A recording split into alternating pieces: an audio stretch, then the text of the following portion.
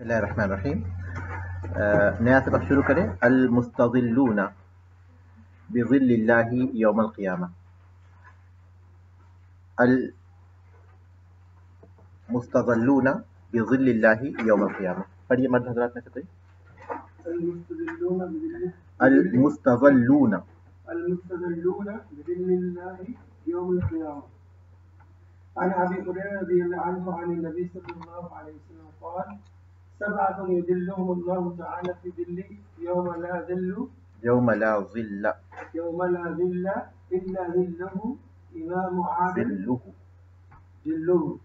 إمام عادل وشاب نشأ في عبادة الله تعالى ورجل قلبه معلق في المساجد ورجلان تحابا في الله اجتمعا عليه وتفرقا عليه ورجل دعته امرأة ذات منصب وجمال فقال إني أخاف الله ورجل تصدق بصدقة فأخفاها حتى لا تعلم شماله وتنفق يمينه ما تنفق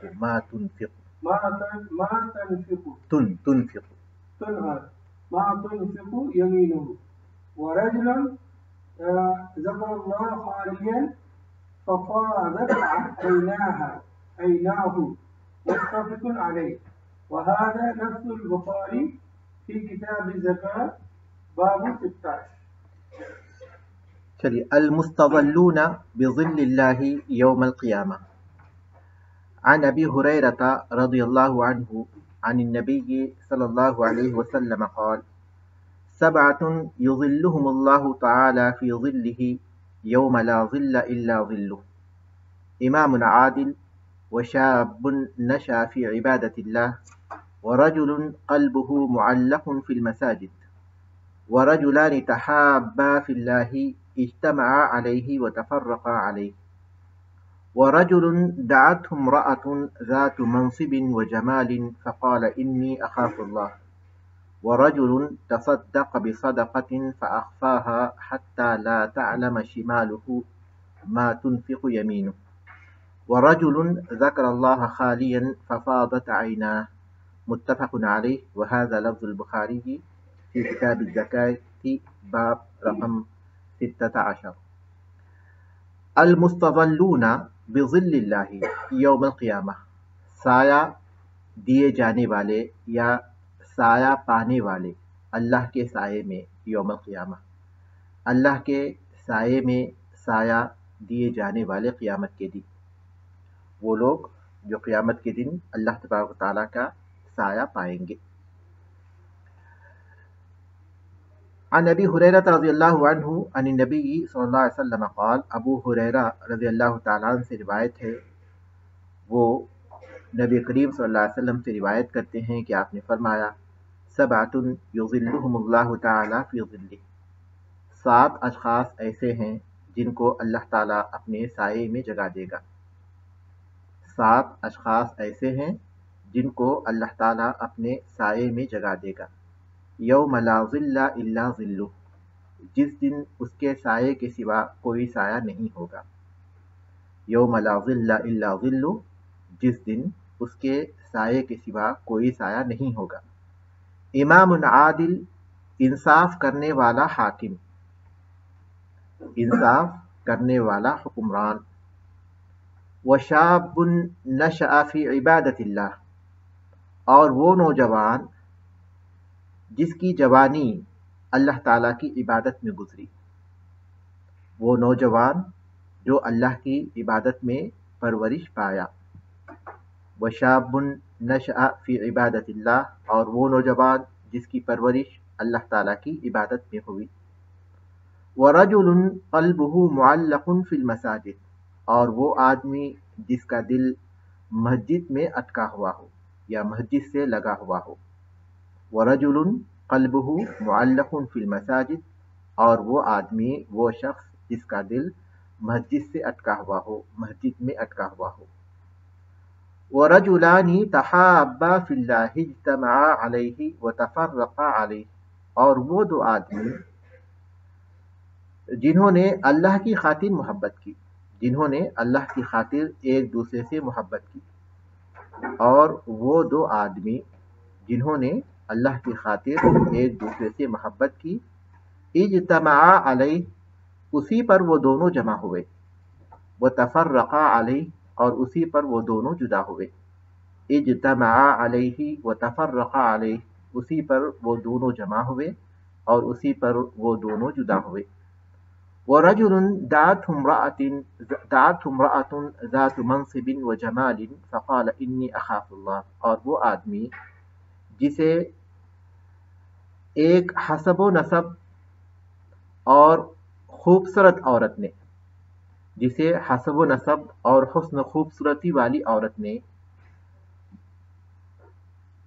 برائی کی دعوت دی، تو اس نے کہا کہ میں اللہ سے ڈرتا ہوں، اور وہ آدمی جسے حسب و نسب اور حسن خوبصورتی والی ایک عورت نے برائی کی دعوت دی، تو اس نے کہا کہ میں اللہ سے ڈرتا ہوں، وَرَجُلٌ تَصَدَّقَ بِصَدَقَةٍ فَأَخْفَاهَا حَتَّى لَا تَعْلَمَ شِمَالُهُ مَا تُنْفِقُ يَمِينُهُ، اور وہ آدمی جس نے صدقہ کیا تو اسے چھپایا، اور وہ آدمی جس نے چھپا کر صدقہ کیا یہاں تک کہ اس کے بائیں ہاتھ کو نہیں معلوم کہ اس کے دائیں ہاتھ نے کیا خرچ کیا، یہاں تک کہ اس کے بائیں ہاتھ کو نہیں معلوم کہ اس کے دائیں ہاتھ نے کیا خرچ کیا، وَرَجُلٌ ذَكَرَ اللَّهَ خَالِيًا فَفَاضَتْ عَيْنَاهُ، اور وہ آدمی جس نے تنہائی میں خلوت میں اللہ کا ذکر کیا، اللہ کو یاد کیا، تو اس کے آنکھیں بہہ پڑیں، اس کی آنکھیں بہہ پڑی یعنی آنسو نکل گئے، اور وہ آدمی جس نے تنہائی میں خلوت میں اللہ تعالیٰ کو یاد کیا اور اس کی آنکھیں بہہ پڑی۔ متفق علیہ، اس حدیث کو امام بخاری اور امام مسلم رحمہم اللہ نے روایت کیا، وہذا لفظ البخاری کی فی کتاب الزکاة، اور یہ الفاظ بخاری کے ہیں جو کتاب الزکاة میں ہیں، باب نمبر 16 میں۔ وہ لوگ جو قیامت کے دن اللہ تبارک تعالیٰ کے سائے میں رکھے جائیں گے، جو اللہ تبارک تعالیٰ کے سائے سے سرفراز کیے جائیں گے۔ ابو ہریرہ رضی اللہ تعالیٰ عنہ سے روایت ہے، وہ نبی کریم صلی اللہ علیہ وسلم سے روایت کرتے ہیں کہ آپ نے فرمایا، 7 اشخاص ایسے ہیں جن کو اللہ تعالیٰ اپنے سائے میں جگہ دے گا جس دن اس کے سائے کے سوا کوئی سایہ نہیں ہوگا، انصاف کرنے والا حکمران، اور وہ نوجوان جس کی جوانی اللہ کی عبادت میں گزری، اور وہ آدمی جس کا دل مسجد میں اٹکا ہوا ہو، اور وہ دو آدمی جنہوں نے اللہ کی خاطر محبت کی، اسی کی خاطر وہ جمع ہوئے اور اسی پر وہ جدا ہوئے، اور وہ آدمی جسے ایک حسب و نسب اور خوبصورت عورت نے برائی کی دعوت دی اور اس نے کہا کہ میں اللہ سے ڈرتا ہوں، اور وہ آدمی جس نے اللہ تعالیٰ کی راہ میں صدقہ کیا اور چھپا کر صدقہ کیا، اس طرح چھپا کر کہ اس کے بائیں ہاتھ کو نہیں معلوم کہ اس کے دائیں ہاتھ نے کیا خرچ کیا ہے، اور وہ آدمی جس نے تنہائی میں اللہ کو یاد کیا تو اس کے آنسو بہہ پڑے۔ شرح المفردات، الفاظ کی شرح، سبعۃ ای سبعۃ اصناف من المؤمنین، یعنی مومنوں کی 7 قسمیں، مسلمانوں کی 7 قسمیں۔ سبعۃ کے معنی ہے سبعۃ اصناف من المؤمنین، 7 قسم کے اہل ایمان، سبعۃ اصناف، 7 قسمیں من المؤمنین، اہل ایمان کی، یعنی 7 قسم کے اہل ایمان۔ امام عادل، حاکم الدولۃ العادل، انصاف کرنے والا حاکم، حاکم الدولہ ملک کا حاکم، العادل جو انصاف کرنے والا ہے، الذی یضع کل شیء بموضعہ المشروع، جو ہر چیز کو اس کے مشروع مقام پر رکھتا ہے، ہر چیز کو اس مقام پر رکھتا ہے جو شریعت میں دیا گیا ہے، الذی یضع کل شیء، جو ہر چیز کو رکھتا ہے، بموضعہ المشروع، اس کے مشروع مقام پر، حاکم الدولۃ العادل،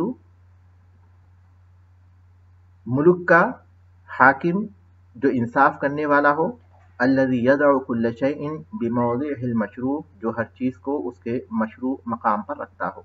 نشأ في عبادة الله، شب وترعرع ملازما لعبادة الله، جوان ہوا اور پرورش پائی اللہ کی عبادت کے ساتھ. ملازمن یعنی اللہ تبارک تعالیٰ کی عبادت ہی میں. لزوم لزوم یعنی کسی چیز سے چمٹنا، کسی چیز سے لپٹنا، مطلب یہ کہ اللہ تبارک تعالیٰ کی عبادت ہی میں. شب و ترارا، وہ جوان ہوا اور پرورش پایا. ملازمن لعبادت اللہ، اللہ تبارک تعالیٰ کی عبادت سے ملازمت کے ساتھ. قلبہ معلق فی المساجد شدید الحب لها، اس کا دل مساجد سے اٹکا ہوا ہے، اس کا دل مساجد سے لگا ہوا ہے. کا مطلب کیا ہے؟ شدید الحب لها، مساجد سے شدید محبت کرنے والا ہے. وہ ملازمت الجماعت فیہا، اور اس میں جماعت کی پابندی کرنے والا ہے.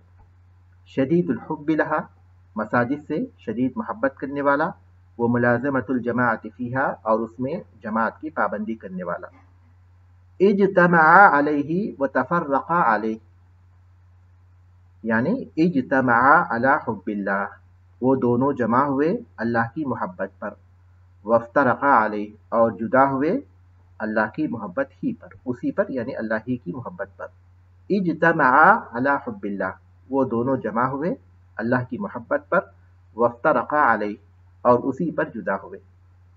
دعته، طلبته الی فعل فاحشۃ الزنا، اس سے مطالبہ کیا زنا کے کرنے کا. طلبته، اس سے طلب کیا، مطالبہ کیا یا اسے بلایا الی فعل فاحشۃ الزنا، زنا کے کرنے کی طرف. ذات منصب ہی صاحبۃ الحسب والنسب الشریف، صاحبۃ الحسب والنسب الشریف، شریف یعنی عظیم حسب و نسب والی. ہی صاحبۃ الحسب والنسب الشریف، شریف حسب و نسب والی، وہ جو شریف حسب و نسب والی ہے، یعنی معاشرے کے معزز حسب و نسب والی. لا تعلم شمالہ ما تنفق یمینہ، ای لا تدری یدہ الیسری، یعنی نہیں جانتا اس کا بایاں ہاتھ. عما تنفقہ الیمنی، جو اس کا دایاں ہاتھ خرچ کرتا ہے، اس کو جو اس کا دایاں ہاتھ خرچ کرتا ہے. لا تدری یدہ الیسری، اس کا بایاں ہاتھ نہیں جانتا. عما تنفقہ الیمنی، اس کو جو اس کا دایاں ہاتھ خرچ کرتا ہے. وہذا مبالغۃ فی التخفی، اور یہ چھپانے میں مبالغہ ہے، یہ مبالغہ ہے چھپا کر صدقہ کرنے میں. خالیا منفردا، تنہائی میں، خلوت میں، یعنی اس قدر زیادہ وہ چھپا کر دے رہا ہے. یعنی یہ مبالغہ مطلب یہ کہ اس کے چھپا کر دینے کی کیفیت کو مبالغے کے ساتھ بیان کیا گیا.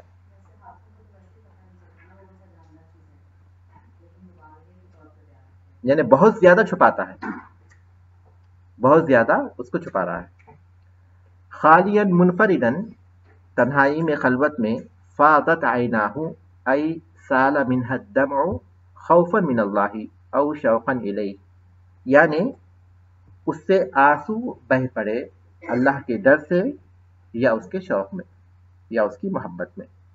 ای یعنی سال منها الدمع، آنسو نکل گئے اس سے. خوفا من اللہ، اللہ کے خوف. او شوقا الیہ، یا اس کے شوق میں.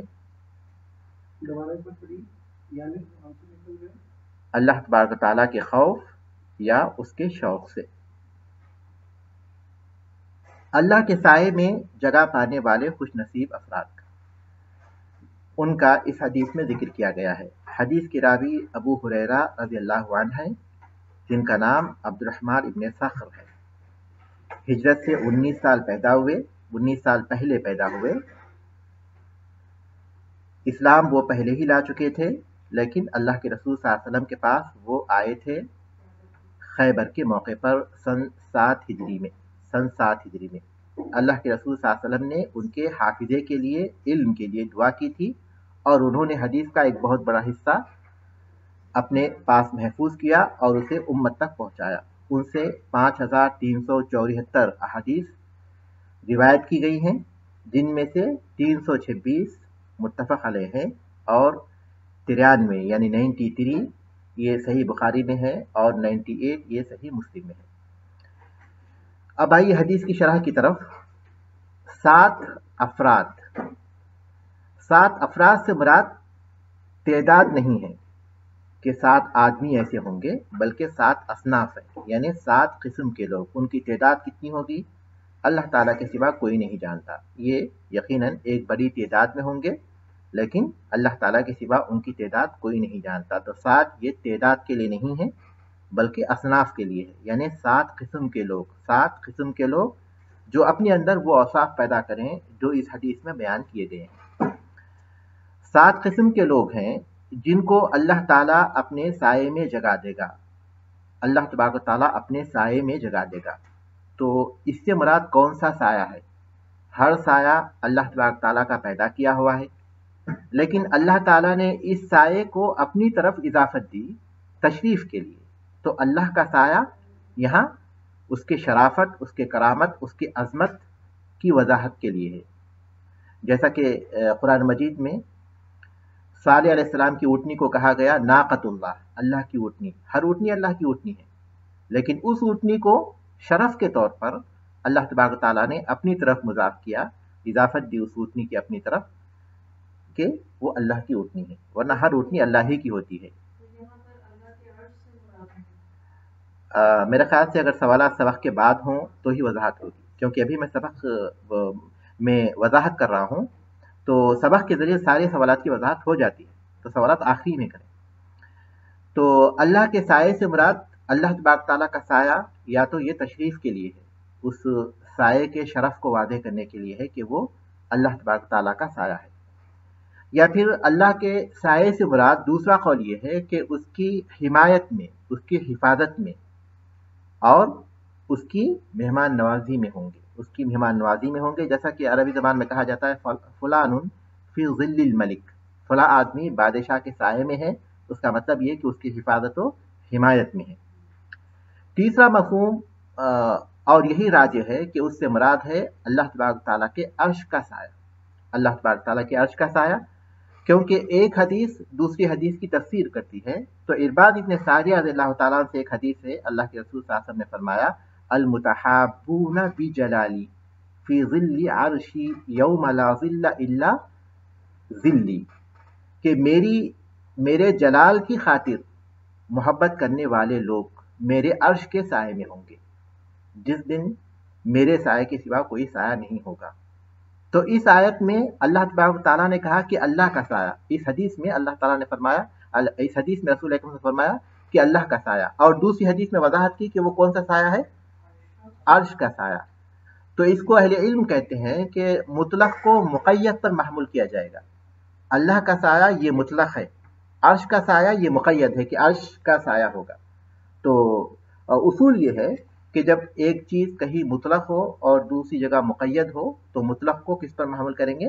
مقید پر۔ اس کے علاوہ سنن سعید ابن منصور میں یہ حدیث ان الفاظ کے ساتھ بھی ہے کہ سبعۃ یظلھم اللہ فی ظل عرشی، اسی حدیث کے الفاظ ہے فی ظل عرشی۔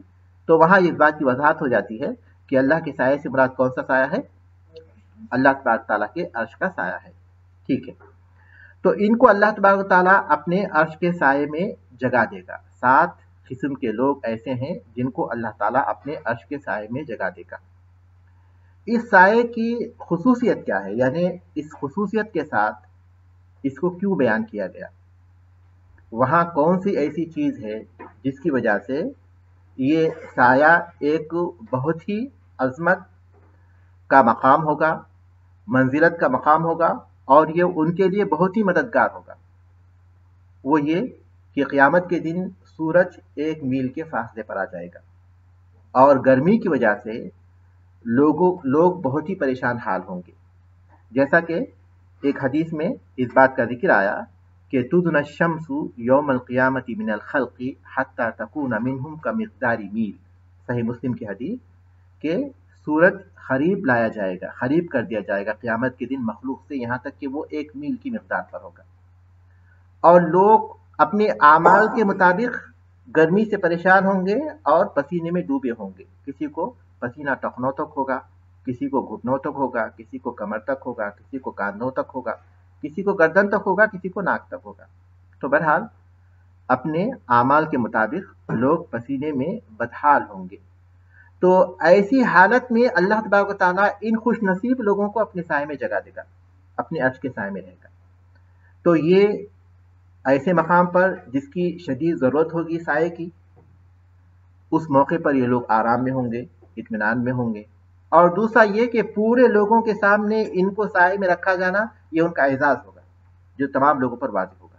تو یہ ان کی فضیلت ہے، ان کا مقام ہے، ان کا مرتبہ ہے، جو قیامت کے دن واضح کیا جائے گا ان 7 قسم کے لوگوں کی فضیلت کو. پہلا جو شخص ہے وہ انصاف کرنے والا حکمران ہے. حکمران جس کو اللہ تعالیٰ نے حکومت دی، اور سب سے پہلے اس میں وہی شخص، وہی آدمی داخل ہے جس کو بادشاہت دی گئی، کسی ملک کی حکومت اس کے حوالے کی گئی. ملک اللہ تبارک تعالیٰ کے ہاتھ میں ہے، حکومت اللہ تبارک تعالیٰ کے ہاتھ میں ہے. وہ جس کو چاہتا ہے دیتا ہے اور جس سے چاہتا ہے چھین لیتا ہے. قل اللہم مالک الملک تؤتی الملک من تشاء وتنزع الملک ممن تشاء. تم کہو کہ اللہ تبارک و تعالیٰ ملک کے مالک، تو جس کو چاہتا ہے ملک دیتا ہے اور جس سے چاہتا ہے ملک چھین لیتا ہے.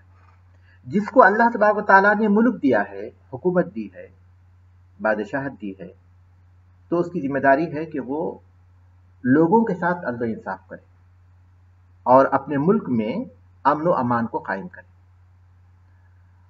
تو عدل و انصاف یہ بہت ضروری ہے، کیونکہ اس کا تعلق اللہ تبارک تعالیٰ کی مخلوق سے ہے. جب وہ عدل و انصاف کرے گا تو لوگوں کو فائدہ پہنچے گا، رعیت خوشحال ہوگی اور پھر امن و امان قائم ہوگا. تو یہ جو چیز ہے جس کی وجہ سے اللہ تبارک تعالیٰ نے حکمران کے لیے عدل و انصاف کو واجب کیا ہے، وہ واجب ہے کہ وہ عدل و انصاف کرے. اور اگر وہ عدل و انصاف کرتا ہے تو چونکہ اس کا فائدہ بہت زیادہ ہوتا ہے، پورے اس رعیت کو ہوتا ہے، اس لیے ان 7 اشخاص میں اس کو سب سے پہلے مقام پر رکھا گیا، کیونکہ اس کا جو نفع ہے عمومی ہے، بہت زیادہ ہے اس کا نفع. عدل کرنے والے بادشاہ کا جو نفع ہے وہ بہت زیادہ ہے، اس وجہ سے اس کو پہلے مقام پر رکھا کہ وہ انصاف کرنے والا حکمران. جب حکمران انصاف کرتا ہے تو مخلوقات کو اس سے بہت زیادہ فائدہ ہوتا ہے، صرف لوگوں کو نہیں بلکہ اس کے ملک میں رہنے والی تمام مخلوقات کو. کہا جاتا ہے کہ عمر بن عبدالعزیز رحمہ اللہ کی وفات کا علم بعض لوگوں کو جو دور دور رہتے تھے اس طرح ہوا کہ ایک بھیڑیے نے ایک بکری پر حملہ کر دیا. تو اس میں سے ایک شخص نے کہا کہ یوں محسوس ہوتا ہے کہ عمر بن عبدالعزیز رحمہ اللہ کی وفات ہو گئی. جو دور رہتے تھے جن کو پتہ نہیں چلا. عمر بن عبدالعزیز ہم لوگ جانتے ہیں کہ اہل علم کہتے ہیں کہ وہ 5ویں خلیفہ ہیں، عدل و انصاف میں بہت معروف تھے. تو لوگوں نے بعد میں تحقیق کی، خبر ان کے پاس پہنچی تو پتہ چلا کہ واقعی ان کا انتقال ہوا ہے. تو پوچھا گیا کہ تم نے کیسے پہنچانا؟ تو کہا کہ میں نے دیکھا کہ جب تک وہ تھے تب تک کسی بھیڑیے نے کسی بکری پر حملہ نہیں کیا، کیونکہ عدل و انصاف کے اثرات جو ہے صرف لوگوں پر نہیں بلکہ دوسری چیزوں پر بھی ظاہر ہوتے ہیں. تو بہرحال اس سے بات معلوم ہوتی ہے کہ عدل و انصاف کرنے کا جو تعلق ہے وہ ساری مخلوق سے ہوتا ہے جو اس کی بادشاہت میں رہتے ہیں. تو اس میں بنیادی طور پر تو حکمران ہے جو کسی ملک کی حکومت کرتا ہے. اس کے ساتھ ساتھ وہ لوگ بھی اس میں شامل ہیں جن کے پاس کوئی رعیت ہو، جیسے کہ جو کسی کمپنی میں ذمہ دار بنائے گئے، یا پھر والد جو کہ اپنے بچوں کے ذمہ دار ہیں، یا پھر شوہر جو اپنی بیوی کا ذمہ دار ہے، یا جو بھی ذمہ داری کے منصب پر فائز ہوں وہ تمام چیزیں اس میں شامل ہوں گی. یعنی بنیادی طور پر اس میں تو حکمران ہے، اس کے ساتھ ساتھ وہ تمام لوگ بھی اس میں شامل ہیں جن کو کوئی ذمہ داری دی گئی ہے اور وہ اس بات کے پابند ہیں کہ جن کی ذمہ داری ان کے حوالے ہیں ان کے ساتھ عدل و انصاف کریں، اور اگر وہ عدل و انصاف کریں گے تو ان کا اتنا بڑا مقام ہے کہ اللہ تبارک تعالیٰ انہیں اپنے سائے میں سایہ دے گا۔ اور دوسرا شخص ہے وہ شاب نشأ فی عبادت اللہ، وہ نوجوان جس کی جوانی اللہ کی عبادت میں گزری۔ جوانی کا ذکر خاص طور پر اس لیے کیا گیا کہ جوانی میں انسان کی قوت بہت عروج پر ہوتی ہے، اور نفسانی خواہشات کے جو جذبات ہوتے ہیں وہ بہت زیادہ بھڑکے ہوئے ہوتے ہیں، اور انسان کے لیے اس موقع پر اللہ تعالیٰ کی عبادت پر قائم رہنا ایک آزمائش ہوتی ہے کیونکہ گناہ کے طرف مائل کرنے کا جو داعیہ ہے اس کے بعد بہت قوی ہوتا ہے، یعنی جو اسباب ہے گناہ کے وہ بہت زیادہ قوی ہوتے ہیں۔ تو اس موقع پر یعنی ایسی حالت میں، جوانی کی حالت میں، وہ گناہ کے ان تمام اسباب پر کنٹرول کرتے ہوئے اللہ کی عبادت پر قائم رہتا ہے، یعنی اللہ کی عبادت کرتا ہے، گناہوں سے محفوظ رہتا ہے، تو یہ اس بات کی دلیل ہے کہ وہ اللہ تبارک و تعالیٰ کو اپنی نفسانی خواہشات سے بڑھ کر چاہتا ہے، اللہ تبارک تعالیٰ کی محبت اس کے پاس ہر چیز سے بڑھ کر ہے۔ تو وہ جوان جس کی جوانی اللہ کی عبادت میں گزری۔ جوانی انسان کی عمر کے جو مراحل ہیں، بچپن، جوانی، بڑھاپا، اس میں قوت کے اعتبار سے سب سے اہم ہے، کیونکہ انسان جب کچھ کرنا چاہتا ہے تو وہ کر سکتا ہے، اس کے عزائم بلند ہوتے ہیں، ہمت بہت زیادہ ہوتی ہے، اور اپنے عزم اور ہمت پر عمل کرنے کے لیے اس کے پاس قوت بھی ہوتی ہے۔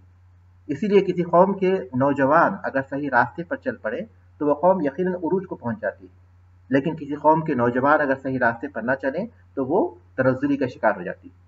یہی وجہ ہے کہ احادیث میں اس بات کا ذکر کیا گیا کہ آدمی سے جب سوال ہوگا عمر کے بارے میں تو یہ سوال ہوگا کہ ان عمرہ فیما افنا، کہ اس نے اپنی عمر کو کہاں خرچ کیا۔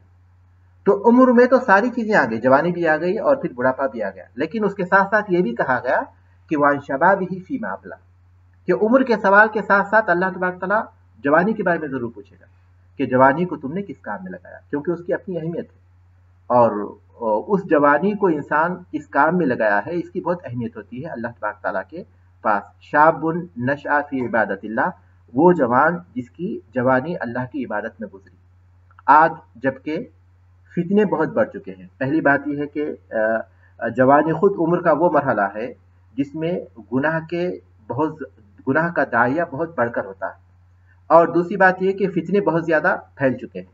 تو ایسے موقع پر نوجوانوں کے لیے بہت بڑا امتحان ہے ان کا کہ وہ کیسے اللہ تبارک تعالیٰ کی عبادت میں اپنی جوانی کو گزارتے ہیں۔ لیکن آج ہم دیکھتے ہیں کہ آج اکثر نوجوانوں کی جوانی یا تو اپنے دوستوں کے ساتھ محفل میں گپ شپ کرتے ہوئے گزرتی ہے، یا راتوں کو ادھر ادھر سیر و تفریح کرتے ہوئے گزرتی ہے، یا پھر ٹی وی وغیرہ پر عقیدے کو خراب کرنے والے، اعمال کو خراب کرنے والے اور اخلاق کو خراب کرنے والی چیزوں کو دیکھتے ہوئے گزرتی ہے، یا پھر نشہ آور چیزوں کے استعمال میں گزر جاتی ہے، نشہ آور چیزوں کے استعمال میں۔ اسی طرح جو جوانی ہے سب سے زیادہ برباد ہو رہی ہے، آج جو چیز برباد ہو رہی ہے وہ سب سے زیادہ جوانی ہے، جس کا کوئی حاصل نہیں بلکہ وہ غلط کاموں میں خرچ ہو رہی ہے۔ نوجوانوں کو شکایت ہے اس بات کی کہ ان کے مطابق کام نہیں لیا جا رہا۔ یقیناً معاشرہ اس سلسلے میں قصوروار ہے کہ نوجوانوں کے لیے ان کے مطابق جو قوت، جو ذمہ داری ان کو دی جا سکتی ہے نہیں دی جا رہی ہے، ان کی جوانی کا صحیح استعمال نہیں کیا جا رہا ہے، اس میں کوئی شک نہیں ہے۔ لیکن اس حدیث پر غور کیجئے، اللہ تبارک تعالیٰ نے بتایا کہ معاشرہ ان کے ساتھ کیسا بھی سلوک کیوں نہ کرے، لیکن ان کے پاس ایک میدان ایسا ہے جو ہمیشہ موجود ہے، اور وہ یہ کہ اللہ کی عبادت میں اپنی جوانی کو گزارے، اللہ کی عبادت میں، کیونکہ اس سے تو کوئی روکتا نہیں، اس سے تو کوئی منع نہیں کرتا۔ ٹھیک ہے، انہیں کوئی ایسا منصب، کوئی مقام، کوئی مرتبہ نہیں ملا، کوئی ایسا کام ان کو نہیں دیا گیا جس میں وہ جوانی کے قوت کو جو ہے لگا سکے، لیکن اللہ کی عبادت کی جو قوت ہے، ایک نوجوان جب نماز پڑھنا چاہے تو کافی دیر تک نماز پڑھ سکتا ہے، کیونکہ اس کے پاس قوت ہے، قیام کی قوت ہے، رکوع کی قوت ہے، سجدے کی قوت ہے۔ پھر اگر وہ یاد کرنا چاہے تو بہت ہی اچھی طرح یاد کر سکتا ہے، چاہے وہ قرآن حفظ کرنا چاہے یا پھر دوسری احادیث حفظ کرنا چاہے، علم حاصل کرنا چاہے، تو اس کے پاس بہت سے مواقع ہیں۔ تو اللہ تبارک تعالیٰ کی عبادت میں جوانی گزارنے کا جو موقع ہے، اس سے فائدہ اٹھانے کی سب سے زیادہ ضرورت ہے، کیونکہ اگر وہ اس کام میں نہیں لگائیں گے اپنی جوانی کو تو ان کو گناہ کی طرف بلانے کے لیے بہت سارے اسباب ہیں، بہت ساری ایسے فتنے ہیں جس میں مبتلا ہونے کا پورا قوی امکان ہے اگر وہ اپنی جوانی کو اللہ کی عبادت میں نہیں لگاتے۔ وَرَجُلٌ قَلْبُهُ مُعَلَّقٌ فِي الْمَسَاجِدِ، اور وہ آدمی جس کا دل مساجد میں لگا ہوا ہو، مساجد میں اٹکا ہوا ہو۔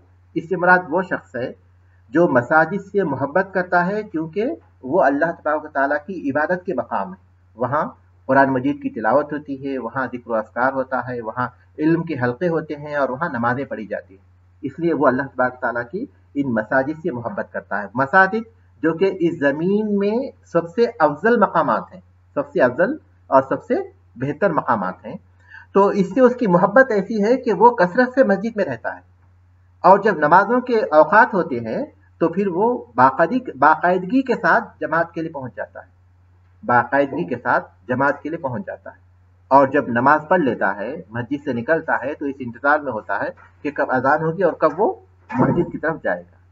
تو رجل قلبہ معلق فی المساجد سے مراد وہ شخص ہے جو کہ کثرت سے مسجد میں رہتا ہے، ایک بڑا وقت گزارتا ہے وہاں عبادت کرتے ہوئے، اور پھر اللہ تبارک و تعالیٰ کی خاطر وہ نمازوں کی پابندی کرتا ہے۔ وَرَجُلَانِ تَحَابَّا فِي اللَّهِ اجْتَمَعَا عَلَيْهِ وَتَفَرَّقَا عَلَيْهِ، وہ دو اشخاص جنہوں نے اللہ کی خاطر محبت کی، ان کی محبت کی بنیاد نہ تو ان کا حسب و نسب بنا کہ وہ ایک ہی خاندان کے لوگ ہیں، اور نہ ہی ان کی تجارت بنی کہ ان کی تجارت مشترک ہے، اور نہ ہی یہ کہ وہ ایک ملک کے رہنے والے ہیں یا پھر ایک قبیلے کے ہیں یا ایک قوم کے ہیں۔ دنیا کے جتنی بھی چیزیں ہیں وہ ان کی محبت کی بنیاد نہیں بنی، بلکہ کون سی چیز بنی؟ ایمان۔ انما المؤمنون اخوۃ، مومن آپس میں ایک دوسرے کے بھائی ہیں۔ تو ایمان کی بنیاد پر، توحید کی بنیاد پر اللہ تبارک و تعالیٰ کے لیے انہوں نے ایک دوسرے سے محبت کی، کوئی اور سبب نہیں، کوئی اور منفعت نہیں، کوئی اور فائدہ ان کے سامنے نہیں رہا۔ اور پھر یہ محبت ایسی ہے جو کہ اللہ کی خاطر ایک دوسرے کے ساتھ مشترک رہے، وہ کاموں میں اس محبت میں جمے رہے، ملے رہے، اجتمع علیہ، اس پر وہ جمع ہو گئے، اور یہاں تک کہ موت نے ان کے درمیان تفریق کر دی، عمر بھر وہ ایک دوسرے کے ساتھ ملے ہوئے۔ اگر درمیان میں ان کے درمیان کوئی اختلاف بھی ہوتا ہے تو مومن کا اختلاف کبھی بھی ایک دوسرے کی مخالفت پر نہیں اترتا، کہ اگر کسی مسئلے میں وہ ایک دوسرے سے اختلاف کرتے بھی ہیں تو وہ اللہ کی خاطر دلائل کی بنیاد پر کرتے ہیں، لیکن اس کی بنیاد پر وہ ایک دوسرے کا ساتھ نہیں چھوڑتے، بلکہ ایک مقصد کے لیے وہ جمع رہتے ہیں، اگرچہ کہ ان کے نظریات مختلف ہوں۔ تو یہاں افترقا علیہ سے مراد یہ نہیں کہ ان کے آپس میں جھگڑا ہو گیا، یہ نہیں، کیونکہ اگر آپس میں ان کے اختلاف ہوگا بھی تو وہ حدود میں رہے گا، وہ حدود میں رہے گا، کبھی بھی ان کی جدائی کی صورت میں ظاہر نہیں ہوگا کہ وہ ایک دوسرے کی مخالفت کریں اور ایک دوسرے کے بارے میں جو ہے لوگوں میں ایسی باتیں کہتے رہے جو مناسب نہیں، تو یہ نہیں، بلکہ افترقا علیہ کا مفہوم یہ کہ وہ اپنی اس محبت پر جمع رہے یہاں تک کہ ان میں سے کسی کی موت واقع ہوئی اور وہ جدا ہو گئے، اس کے بعد وَرَجُلٌ دَعَتْهُ امْرَأَةٌ ذَاتُ مَنْصِبٍ وَجَمَالٍ، اور وہ آدمی جسے ایک منصب والی نے، منصب کے اصل معنی اصل اور نسب کے ہیں، حسب و نسب، جو اونچے حسب و نسب والی، اور ایک معنی مال کے بھی ہیں، منصب کے ایک معنی حسب و نسب کے بھی ہیں اور ایک معنی مال کے بھی ہیں، کہ وہ عورت جو کہ حسب و نسب والی ہے یا مال والی ہے اور خوبصورت ہے۔ دیکھیے اس کے پاس سارے اسباب جمع ہو گئے، ایک تو حسب و نسب بھی ہے، مال بھی ہے اور خوبصورتی بھی ہے، اور پھر وہی خود دعوت بھی دے رہی ہے، تو ایسے موقع پر اگر کوئی شخص یہ کہتا ہے کہ میں اللہ سے ڈرتا ہوں، تو بلا شبہ یہ کہا جا سکتا ہے کہ وہ اللہ تبارک تعالیٰ کی محبت میں بہت اعلیٰ مقام پر ہے۔ اس کی سب سے واضح مثال کون ہے؟ یوسف علیہ السلام۔ زلیخا نے جب برائی کی دعوت دی تو انہوں نے کہا قال معاذ اللہ انہ ربی احسن مثوائی، اللہ کی پناہ، وہ میرا آقا ہے جس نے مجھے اچھا ٹھکانہ دیا، میں اللہ تبارک تعالیٰ کی مخالفت نہیں کر سکتا، یا پھر یہ کہ عزیز کے ساتھ میں خیانت نہیں کر سکتا، تو ایسے موقع پر وہ آدمی یہ کہتا ہے کہ میں اللہ سے ڈرتا ہوں، تو یہ بھی ان 7 لوگوں میں شامل ہے۔ وَرَجُلٌ تَصَدَّقَ بِصَدَقَةٍ، اور وہ آدمی جس نے کوئی چیز صدقہ کیا تو اسے چھپایا، یہاں تک کہ اس کے بائیں ہاتھ کو بھی نہیں پتا کہ اس کے دائیں ہاتھ نے کیا خرچ کیا۔ صدقہ اور خیرات ایک بہت بڑی نیکی، یہ انسان کے ایمان کی سچائی کی دلیل ہے، صدق کی دلیل، یہ اس بات کی دلیل ہے کہ آدمی کے پاس اللہ کی محبت اس کی مال کی محبت سے بڑھ کر ہے، इसलिए वो अल्लाह तबारक ताला के रास्ते में सदका करता है। यहाँ सदका करने के बारे में नहीं बताया गया, बल्कि सदका करने की कैफियत का जिक्र किया गया। वो कैफियत ये कि उसके अंदर इखलास का इजहार होता है और फिर रियाकारी से बहुत दूर है। वो कैफियत ये है कि छुपा कर करता है। और यहाँ कहा गया कि बिसदक़तिन, कोई भी सदका नकीरा है, और नकीरा उमूमियत पर दलालत करता है, चाहे वो फर्ज हो या फिर नफिल हो, और फिर थोड़ा हो या ज्यादा हो, उमूमियत इसमें पाई जाती है। तो वो जब सदका करता है तो उसे छुपाता है। हमें इस बात की तालीम दी गई कि सदका हम छुपा कर करें या फिर अलानिया करें, दोनों की इजाजत है। सिर्रन व अलानियतन कहा गया कि छुपे तौर पर या फिर जाहिरी तौर पर। इसी तरह अल्लाह तबारक तआला ने कहा इन तुब्दु सदक़ाति फनिअम्मा ही व इन तुख्फूहा व तुअतूहा अल-फुक़रा फहुव खैरुल लकुम, कि अगर तुम सदक़े को जाहिर करो तो ये ठीक है, अच्छा है, और अगर तुम उसे छुपाओ और छुपाकर फुकरा को दो, ये तुम्हारे लिए ज्यादा बेहतर है। इस आयत से बात मालूम होती है कि असल ये है कि अफजल सदका वो है जो छुपा कर दिया जाता है, क्योंकि अल्लाह तबारक तआला ने कहा छुपाने के बारे में फहुव खैरुल लकुम, वो तुम्हारे लिए ज्यादा बेहतर है। तो सदक़े के बारे में असल ये है कि आदमी उसे छुपा कर दे, इल्ला ये कि जाहिर करने की कोई मसलिहत पाई जाती हो। मसलिहत क्या है? मिसाल के तौर पर लोग उस पर तुहमत लगाते हैं कि वो माल को खर्च नहीं करता, तो उस मसलिहत की खातिर कि अपनी आप से तुहमत को दूर करने की खातिर वो लोगों के सामने सदका करता है। या फिर ये कि कहीं किसी सदक़े के लिए ऐलान होता है और लोगों को वो तरगीब देना चाहता है, तो इसलिए सबके सामने सदका करता है ताकि दूसरे लोग भी उसे देखकर सदका करें। या फिर ये कि वो एक ऐसा शख्स है कि लोग उसकी इक्तदा करते हैं, आलिम है, हाकिम है, अगर वो एक काम करेगा तो लोग उसकी इक्तदा करेंगे, तो उसके लिए बात जायज़ है, दुरुस्त है कि वो अलानिया सदका करे। वरना असल ये है कि सदका छुपा कर होना चाहिए, क्योंकि इसमें पहली बात तो ये है कि इखलास बहुत पाया जाता है, और दूसरा है कि रियाकारी से दूर होता है, और तीसरी बात यह कि फ़कीर की जो इज्जत नफ्स है उसको भी तकलीफ नहीं होती, उसको भी तकलीफ नहीं होती, क्योंकि किसी को पता नहीं चलता कि उसने दिया है उसको या नहीं दिया। तो इसीलिए उस आदमी का जिक्र किया गया जिसके सदक़े में इस कदर इखलास पाया जाता है कि उसने जो कुछ खर्च किया है उसका किसी को नहीं मालूम। यहाँ तक कि उसको इस तरह बयान किया गया कि उसके बाएं हाथ को भी पता नहीं चलता कि उसके दाएं हाथ ने क्या दिया है। और सातवां शख्स वो है जिसने तन्हाई में अल्लाह को याद किया जब कोई देखने वाला नहीं था, क्योंकि जब कोई देखता है तो इस बात का इम्कान होता है कि लोगों को दिखाने के लिए वो बज़ाहिर हो रहा है, लेकिन ये शख्स वो है जो तन्हाई में है, कोई उसे देखने वाला नहीं, अल्लाह को उसने याद किया, अल्लाह तबारक ताला की कुदरत को, उसकी अजमत को, उसके इनामात को, उसके एहसानात को याद किया, या फिर अल्लाह तबारक ताला के अजाब को याद किया जिसकी वजह से उसके दिल में खौफ पैदा हुआ, या फिर अल्लाह तबारक ताला की जन्नत को, उसकी नेमतों को याद किया, उसके इनामात वगैरह को याद किया जिसकी वजह से उसके दिल में शौक पैदा हुआ, और उसकी वजह से उसके आंसू बह पड़े, उसकी आंखों से आंसू निकल गए। तो ऐसा शख्स भी अल्लाह तबारक ताला के साये में होगा। ये जो साया है उसमें 7 किस्म के लोगों का जिक्र किया गया है, लेकिन दूसरी अहादीस में मजीद दूसरे लोगों का भी जिक्र किया। तो इसमें पहली बात तो ये हो गई कि इसमें 7 अशखास से मुराद तादाद नहीं है, बल्कि 7 किस्म के लोग हैं, 7 किस्म के लोग हैं, ये पहली बात हो गई। और दूसरी बात ये कि ये 7 किस्म ही के लोग नहीं हैं, बल्कि दूसरे भी हैं जिनको अल्लाह तबारक तआला अपने अर्श के साए में जगह देगा, जिनका दूसरी हदीस में जिक्र है। बाद अहले इल्म कहते हैं कि ये 70 किस्म के अफराद हैं, 70 किस्म के अफराद हैं।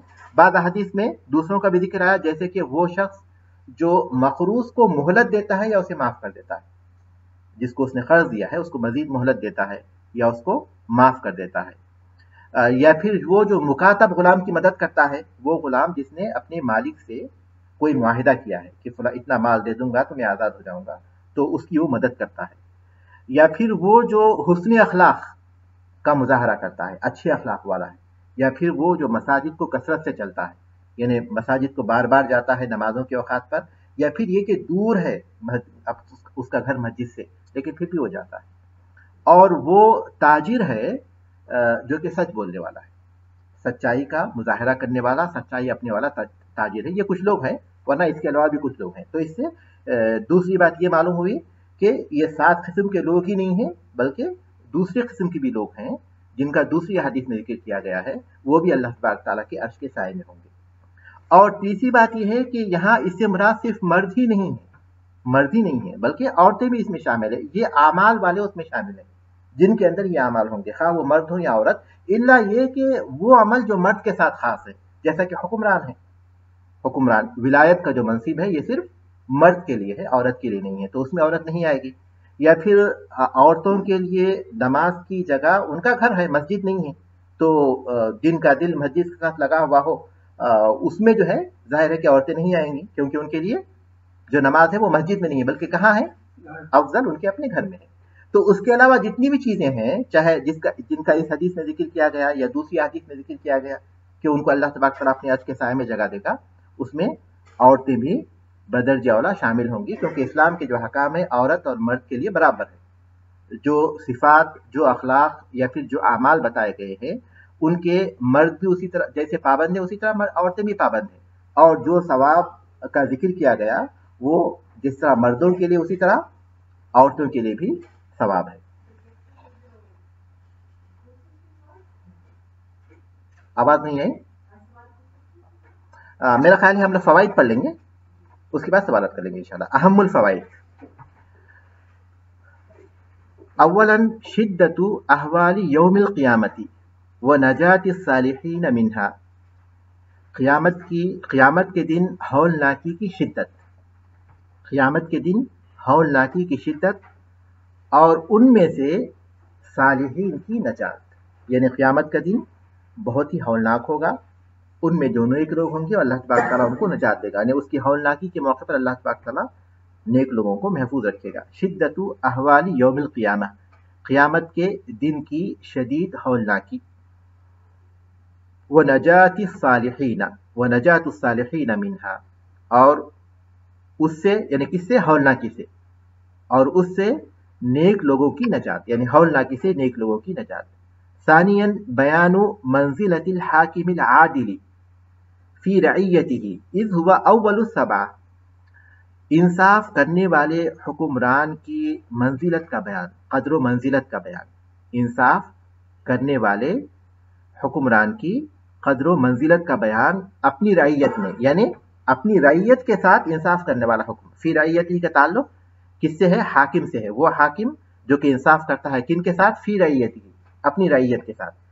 یعنی اس کا ترجمہ ہم ایسے کر سکتے ہیں کہ اپنی رعیت کے ساتھ انصاف کرنے والے حاکم کی قدر و منزلت اذ ہوا اول التسع، اس لیے کہ وہ اذ ہوا اول السبع، اس لیے کہ وہ ساتوں میں سب سے پہلے ہے، اس لیے کہ وہ سات میں سب سے پہلے ہے. ثالثا فضل من شب علی طاعت اللہ واجتنب المعاصی. اس شخص کی فضیلت جس کی جوانی اللہ کی اطاعت میں گزری اور اس نے برائیوں سے اجتناب کیا. اس کی فضیلت جس کی نشو و نما اللہ کی اطاعت میں ہوئی اور اس نے برائیوں سے اجتناب کیا. رابعا الحث علی ذکر اللہ بالقلب واللسان. اللہ تبارک تعالیٰ کے ذکر کی ترغیب دل اور زبان سے، اللہ تعالیٰ کے ذکر کی ترغیب دل اور زبان سے. خامسا فضل التحاب فی اللہ و بیان عظم فضلہ. اللہ تبارک تعالیٰ کی خاطر محبت کرنے کی فضیلت اور اس کی فضیلت کی عظمت کا بیان، وہ بیان عظم فضلہ، اور اس کی فضیلت کی بڑائی یعنی اس کی عظمت کا بیان. فضل التحاب فی اللہ، اللہ کی خاطر محبت کرنے کی فضیلت، وہ بیان عظم فضلہ، اور اس کی فضیلت کی عظمت کا بیان. سادسا فضل البکاء من خشیت اللہ، اللہ کے ڈر سے رونے کی فضیلت، اللہ کے ڈر سے رونے کی فضیلت. یہاں تک کہ حدیث میں اس بات کا ذکر ہے کہ جس کے آنکھیں اللہ تبارک تعالیٰ کے ڈر سے رونے کی وجہ سے تر ہو جائیں ان پر اللہ تبارک تعالیٰ دوزخ کی آگ حرام کر دیتا ہے. سابعا الصبر عن المعاصی و مجاہدۃ النفس فی ذالک. الصبر عن المعاصی، برائیوں سے رکنے پر صبر کرنا. الصبر عن المعاصی، برائیوں سے رکنے پر صبر کرنا. وہ مجاہدۃ النفس فی ذالک، اور اس معاملے میں نفس سے جہاد کرنا. الصبر عن المعاصی، برائیوں سے رکنے پر صبر کرنا. وہ مجاہدۃ النفس فی ذالک، اور اس سلسلے میں نفس سے جہاد کرنا. ثامنا اذا كان الداعی الى المعصیۃ اقوى كان الاجر اکثر. جب برائی کی طرف دعوت دینے کا جب برائی کی طرف دعوت دینے کا داعیہ قوی ہو، جب برائی کی طرف دعوت دینے کا داعیہ یعنی سبب قوی ہو تو اجر زیادہ ہوتا ہے. یہ بات کہاں سے معلوم ہوتی ہے؟ ہاں، وہ عورت سے معلوم ہوتی ہے، اور پھر کس سے معلوم ہوتی ہے؟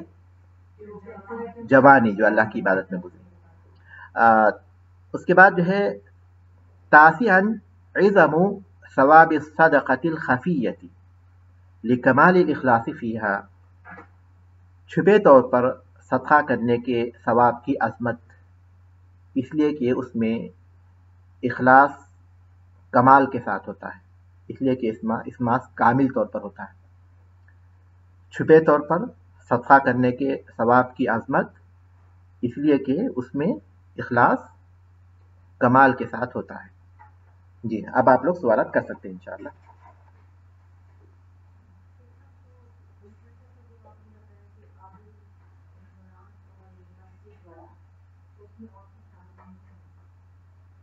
جی ہاں،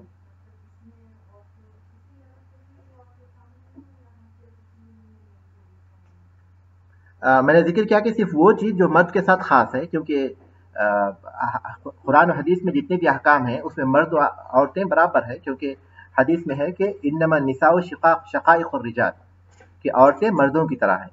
تو ساری چیزوں میں مشترک ہے سوائے اس کے کہ اس کی کوئی دلیل ہو. کچھ چیزیں ہیں جو عورتوں کے ساتھ خاص ہیں، کچھ چیزیں ہیں جو مردوں کے ساتھ خاص ہیں. تو چونکہ ولایت مردوں کے ساتھ خاص ہے اس لیے اس میں عورتیں شامل نہیں ہوں گی. اسی طرح مسجد جو جن پر مسجد کا اطلاق ہم لوگ کرتے ہیں، جن پر مسجد کا اطلاق ہوتا ہے اللہ تبارک تعالیٰ کے گھر، ان میں نماز پڑھنا یہ بھی مردوں کے لیے ہے. عورتوں کے لیے جو نماز ہے وہ اس کے لیے ان کے گھروں کو قرار دیا گیا کہ اپنے گھروں میں نماز پڑھیں. تو اس لیے اس میں عورتیں میں شامل، اس وجہ سے اس میں عورتیں شامل نہیں ہیں. یہ میں نے ذکر کیا تھا. ہم جو ہوتی ہیں اس کا ذکر نہیں کر رہے ہیں، جو ہونا چاہیے اس کا ذکر کر رہے ہیں. یعنی شرعی طور پر جو احکام ہے اس کا ہم ذکر کر رہے ہیں. مسلم ملکوں میں کسی چیز کا ہونا یہ شرعی دلیل نہیں ہوتی، شرعی دلیل نہیں ہے، بلکہ مشروع جو ہے وہ یہ کہ ولایت کا جو منصب ہے وہ مرد کے ساتھ خاص ہے، کیونکہ ولایت ایک ایسا منصب ہے جس میں اختلاط کی ضرورت ہوتی ہے، جس میں اپنے گھر سے باہر نکلنے کی ضرورت ہوتی ہے. اس میں عورتوں مردوں جانے آنے اور پھر ان کے ساتھ ملنے اٹھنے بیٹھنے کی ضرورت ہوتی ہے. اور پھر یہ وہ چیز ہے جو بہت سی چیزیں جس میں شامل ہوتی ہیں، اس لیے یہ مردوں کے ساتھ خاص ہیں. اللہ کے رسول صلی اللہ علیہ وسلم نے اس بات کا ذکر کیا کہ وہ قوم کبھی لن یفلح قوم ولوا امرهم امرأۃ، وہ قوم کبھی کامیاب نہیں ہوتی جنہوں نے اپنا حکمران کسی عورت کو بنایا ہو. تو یہ اس کی الگ ساری تفصیل ہے، لیکن بنیادی طور پر اہل علم جو کہتے ہیں وہ یہ کہ وہ چیزیں جو مرد کے لیے خاص ہیں صرف اسی میں عورت شامل نہیں ہوگی، لیکن وہ چیزیں جو عام ہیں اس میں مرد اور عورت دونوں مشترک ہیں. جی آپ کچھ پوچھ رہے تھے خواتین میں؟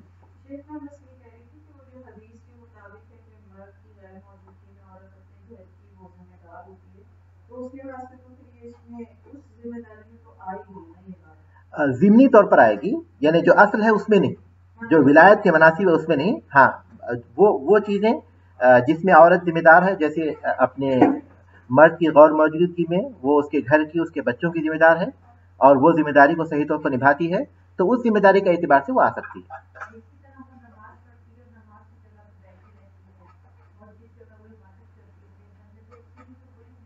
نہیں، وہ عورت جو کہ اپنے گھر میں جگہ خاص کرتی ہے مسجد کے لیے اور وہاں نماز کے لیے اور وہاں نماز پڑھتی ہے، اس پر مسجد کا اطلاق نہیں ہوتا. مسجد کا اطلاق اس جگہ پر ہوتا ہے جس پر مساجد کے احکام ہوتے ہیں. یہاں المساجد کا ذکر کیا گیا، یہاں المساجد کا ذکر کیا گیا، اس سے مراد وہ مقامات ہیں جو اللہ تبارک تعالیٰ کی عبادت کے لیے مسجد کے طور پر خاص کیے جاتے ہیں. لیکن عورتوں کے گھروں میں جو نماز کی جگہ بنائی گئی ہے اس پر مسجد کا اطلاق نہیں ہوتا، تو اسی اس حیثیت سے وہ اس میں شامل نہیں ہوتی، اگرچہ کہ اس جگہ کے ساتھ اس کا دل لگا ہوا ہو، لیکن مساجد میں نہیں آتی وہ چیز. یہاں مساجد سے مراد وہ مقامات ہیں جو اللہ کی عبادت کے لیے مسجد کے طور پر خاص کیے گئے. نہیں، مساجد کا ذکر کیا گیا نا، مساجد نے، بلکہ مصلی بھی اس میں نہیں آئیں گے. مصلی یعنی نماز پڑھنے کے لیے کوئی جگہ بنائی جاتی ہے، وہ بھی اس میں نہیں آئیں گے. جی ہاں.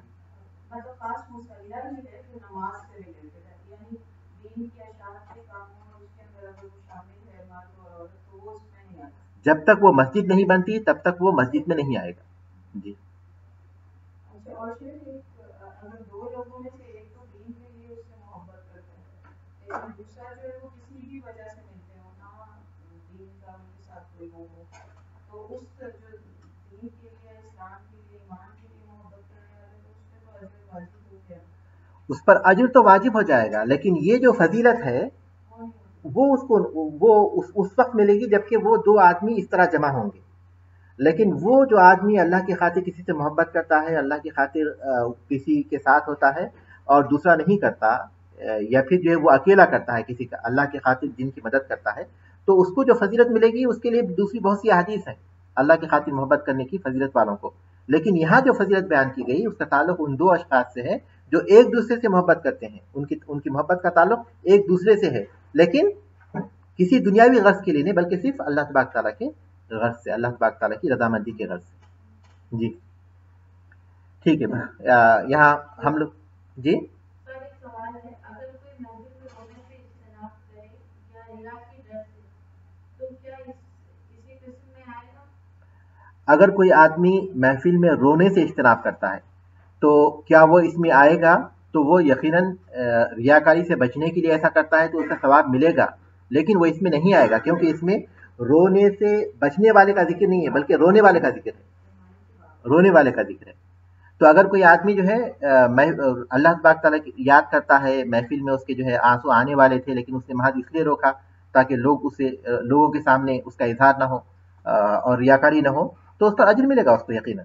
لیکن یہ جو فضیلت بیان کی گئی ہے ان اعمال کے ساتھ خاص ہے جس کا اس حدیث میں ذکر کیا گیا. اللہ تبارک تعالیٰ سے دعا ہے کہ اللہ تبارک تعالیٰ ہم میں سے کسی بھی قسم میں ہمیں شامل کر دے. آمین. جی ایک سوال اور بھی تھا. جی آج کل کچھ لوگ ہیں وہ علماء کرام کے بارے میں ایسی باتیں پھیلاتے ہیں، ان کی چھوٹی چھوٹی غلطیوں کو پکڑ کر کے مطلب ایک انتشار بھی پھیلتا ہے اور لوگ ان سے علم حاصل کرنا چھوڑ دیتے ہیں. تو ان ایسے لوگوں کا کیا معاملہ ہے؟ ان کیٹیگری کے اندر جس طرح ہم نے جو ساتھ کی اس کے اپوزٹ تو پھر ان کے اپوزٹ ہوئے نا. ہاں جی ہاں، یعنی اگر کوئی آدمی اہل علم کے بارے میں غلط باتیں کہتا ہے یا غلط باتیں پھیلاتا ہے یا پھر ان کی برائی کرتا ہے تو یقیناً اہل علم کے بارے میں بات کرنا عام لوگوں میں بات کرنے کے برابر نہیں ہے. اہل علم اللہ تبارک تعالیٰ کے علم کی تبلیغ کرنے والے ہیں، ان کی غیبت کرنا اور پھر ان کے بارے میں برائی کرنا عام لوگوں کی برائی کرنے سے مختلف ہے کیونکہ اس کے اثرات لوگوں پر واقع ہوتے ہیں. لوگ ان کے بارے میں غلط فہمی کا شکار ہوں تو پھر دین کے بارے میں غلط فہمی کا شکار ہونے لگتے ہیں اور پھر لوگ ان سے نفع اٹھانا چھوڑ دیتے ہیں. تو یہ آدمی نہ صرف یہ کہ ایک آدمی کی برائی کرتا ہے بلکہ دوسروں کو بھی حق سے دور کرتا ہے، تو یہ کئی گناہ کا سبب بنتا ہے. یعنی اہل علم کے بارے میں کہنا یہ یقیناً عام لوگوں کے بارے میں کہنے سے مختلف ہے، اس سے جو ہے بچنا چاہیے، اس کو روکنا چاہیے. جو آدمی کوئی برائی دیکھے تو اس کے پاس جو ہے تین قسم کے اختیارات دیے گئے ہیں. تو اگر اپنے ہاتھ سے روک سکتا ہے تو اپنے ہاتھ سے روکے، لیکن ظاہر ہے کہ وہ حکمران کا کام ہوگا. لیکن اگر اپنی زبان سے روک سکتا ہے، یہ ہر تھوڑا بہت طاقت رکھنے والے کے ہاتھ میں ہو سکتا ہے، تو وہ اپنی زبان سے اس کو منع کرے، اس وقت یہ واجب ہے اس کے اوپر. اگر نہیں تو کم سے کم اس کی باتوں کو نہ سنے یا اس کو اپنے پاس سے نکال دے. یہ ایمان کا سب سے کم درجہ ہے.